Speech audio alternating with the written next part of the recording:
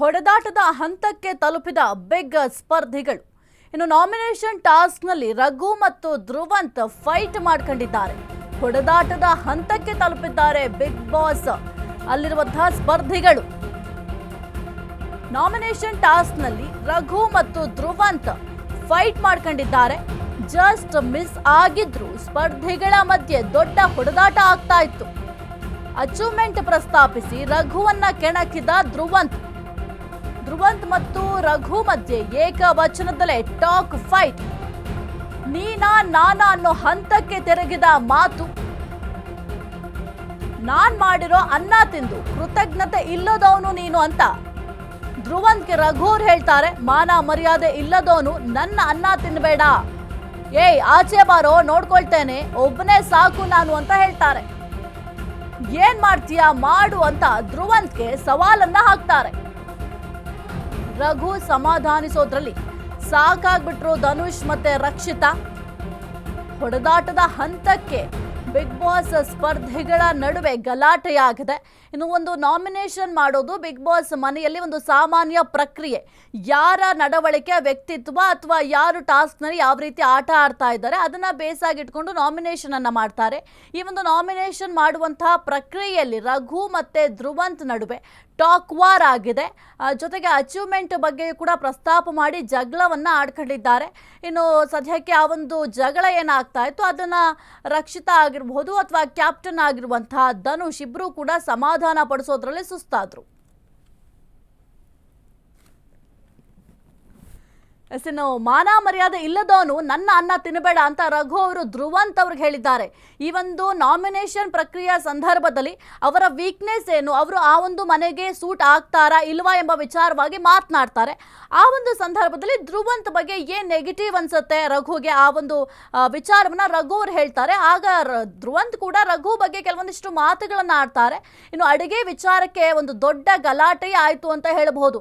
ಅಡುಗೆ ಎಣ್ಣೆಯನ್ನ ರಘು ಹೆಚ್ಚಿನ ಪ್ರಮಾಣದಲ್ಲಿ ಬಳಕೆ ಮಾಡ್ತಾರೆ. ಇದರಿಂದ ಯಾವಾಗಲೂ ಕೂಡ ಹೆಲ್ತ್ ಕಾನ್ಶಿಯಸ್ ಅಂತ ಹೇಳ್ತಾರೆ, ಫಿಟ್ನೆಸ್ ಆಗಿರ್ಬೇಕು ಅಂತ ಹೇಳ್ತಾರೆ. ಅಂಥದ್ರಲ್ಲಿ ಇಷ್ಟರ ಮಟ್ಟಿಗೆ ಎಣ್ಣೆ ಹಾಕೋದು ಬೇಕು ಬೇಡ ಅನ್ನೋ ಸೆನ್ಸ್ ಕೂಡ ರಘುಗೆ ಇಲ್ಲ ಅಂತ ಧ್ರುವಂತ್ ಅವ್ರು ಹೇಳಿದಂತಹ ಸಂದರ್ಭದಲ್ಲಿ ನನ್ನ ಅನ್ನವನ್ನ ತಿಂದು ನನಗೆ ಮಾತನಾಡ್ತಾ ಇದ್ಯಾ ಅಂತ ಧ್ರುವಂತ್ ಮತ್ತೆ ರಘು ಮಧ್ಯೆ ಏಕವಚನದಲ್ಲೇ ಟಾಕ್ ವಾರ್ ಆಗುತ್ತೆ. ಅದು ಎಷ್ಟರ ಮಟ್ಟಿಗೆ ಹೋಗುತ್ತೆ ಅಂತಂದ್ರೆ ನೀನಾ ನಾನಾ ನೋಡೇ ಬಿಡೋಣ ಅನ್ನುವಂತಹ ಮಟ್ಟಕ್ಕೆ ಜಗಳ ಆಡ್ತಾರೆ. ಜೊತೆಗೆ ಹೊರಗಡೆ ಬಾ ನಾನು ನಿನ್ನ ನೋಡ್ಕೊಳ್ತೀನಿ ಅಂತ ಕೂಡ ಧ್ರುವಂತ್ ಕೂಡ ಹೇಳ್ತಾರೆ. ಜೊತೆಗೆ ರಘು ಕೂಡ ಅದನ್ನೇ ಹೇಳ್ತಾರೆ.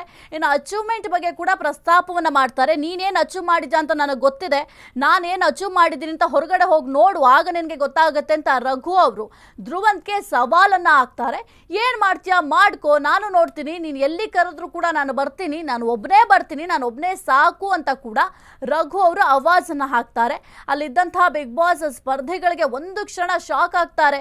ಯಾಕೆ ಇಷ್ಟೊಂದು ಜಗಳ ಆಡ್ತಿದ್ದಾರೆ ಅಂತ. ಇನ್ನು ಬಿಗ್ ಬಾಸ್ ಮನೆಯಲ್ಲಿ ಒಂದು ಜಗಳ ಅನ್ನೋದು ಕಾಮನ್, ಆದ್ರೆ ಇದು ಅತಿರೇಕದ ಜಗಳ ಆಗಿತ್ತು. ಹಾಗಾಗಿ ಎಲ್ಲರೂ ಕೂಡ ಶಾಕ್ ಆಗಿದ್ರು. ಈ ಒಂದು ಪರಿಸ್ಥಿತಿಯನ್ನ ಧನುಷ್ ಆಗಿರಬಹುದು ಅಥವಾ ರಕ್ಷಿತಾ ಇಬ್ಬರು ಕೂಡ ಹತೋಟಿಗೆ ತರುವ ಕೆಲಸವನ್ನ ಮಾಡಿದ್ರು. ಇಬ್ಬರನ್ನು ಕೂಡ ಸಮಾಧಾನ ಪಡಿಸಿದ್ರು. ಇಲ್ಲ ಅಂತಂದ್ರೆ ದೊಡ್ಡ ವಾರೆ ಆಗ್ತಾ ಇತ್ತು. ಕೇವಲ ಒಂದು ನಾಮಿನೇಷನ್ ವಿಚಾರಕ್ಕೆ ಸಂಬಂಧಪಟ್ಟಂತೆ ಇಷ್ಟು ದೊಡ್ಡ ಮಟ್ಟದಲ್ಲಿ ಜಗಳವನ್ನ ಮಾಡ್ಕೊಂಡಿದ್ದಾರೆ. ಇನ್ನು ಈ ಒಂದು ನಾಮಿನೇಷನ್ ಪ್ರಕ್ರಿಯೆ ಅಂತ ಬಂದ್ರೆ ಯಾವ ರೀತಿ ಟಾಸ್ಕ್ ಆಡ್ತಾರೆ ಅನ್ನೋದು ಕೂಡ ಮಾನದಂಡ ಆಗುತ್ತೆ. ಇನ್ನು ವ್ಯಕ್ತಿತ್ವದ ಆಟ ಬಿಗ್ ಬಾಸ್ ಶೋ ಏನಿದೆ ಇದು ಪ್ರತಿಯೊಬ್ಬರ ವ್ಯಕ್ತಿತ್ವ ಯಾವ ರೀತಿ ಇದೆ ಅಂತ ಪ್ರೂವ್ ಮಾಡ್ಕೊಳ್ಬೇಕಾಗತ್ತೆ. ಹಾಗಾಗಿ ವ್ಯಕ್ತಿತ್ವವನ್ನು ಕೂಡ ಆಧಾರವಾಗಿಟ್ಕೊಂಡು ನಾಮಿನೇಷನ್ ಮಾಡ್ತಾರೆ. ಒಬ್ಬ ಪರ್ಸನ್ ಇಬ್ಬರನ್ನ ನಾಮಿನೇಟ್ ಮಾಡಬಹುದಾಗಿರುತ್ತೆ.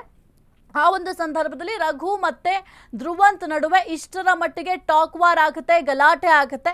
ಇನ್ನು ಮಾನ ಮರ್ಯಾದೆಯ ವಿಚಾರವನ್ನು ಕೂಡ ಪ್ರಸ್ತಾಪ ಮಾಡ್ತಾರೆ. ಜೊತೆಗೆ ಹೊರಗಡೆ ಬಾ ನಾನು ನೋಡ್ಕೊಳ್ತೀನಿ ಅಂತ ಕೂಡ ಹೇಳ್ತಾರೆ. ಹಾಗಾಗಿ ಒಂದು ದೊಡ್ಡ ಮಟ್ಟದಲ್ಲಿ ಜಗಳ ಆಗ್ತಾ ಇದ್ದಿದ್ದು ಅಂದ್ರೆ ಹೊಡೆದಾಟ ಆಗ್ತಾ ಇದ್ದಿದ್ದು ಸ್ವಲ್ಪದರಲ್ಲೇ ತಪ್ಪಿದೆ. ಈ ಒಂದು ನಾಮಿನೇಷನ್ ಟಾಸ್ಕ್ನಲ್ಲಿ ರಘು ಮತ್ತೆ ಧ್ರುವಂತ್ ಇಷ್ಟರ ಮಟ್ಟಿಗೆ ಜಗಳ ಆಡ್ಕೊಂಡಿದ್ದಾರೆ. ಒಂದು ವೇಳೆ ರಕ್ಷಿತಾ ಅಥವಾ ಕ್ಯಾಪ್ಟನ್ ಧನುಷ್ ಬರ್ದೇ ಇದ್ದಿದ್ರೆ ದೊಡ್ಡ ಹೊಡೆದಾಟವೇ ಆಗ್ತಾ ಇತ್ತು. ಆಗ ಯೂಶಲಿ ಬಿಗ್ ಬಾಸ್ ಮನೆಯಲ್ಲಿ ಏನಾದರೂ ಮ್ಯಾನ್ ಹ್ಯಾಂಡ್ಲಿಂಗ್ ಆಯಿತು ಅಂತಂದ್ರೆ ಅವರಿಬ್ಬರನ್ನು ಕೂಡ ಹೊರಗಾಗ್ತಾ ಇದ್ರು.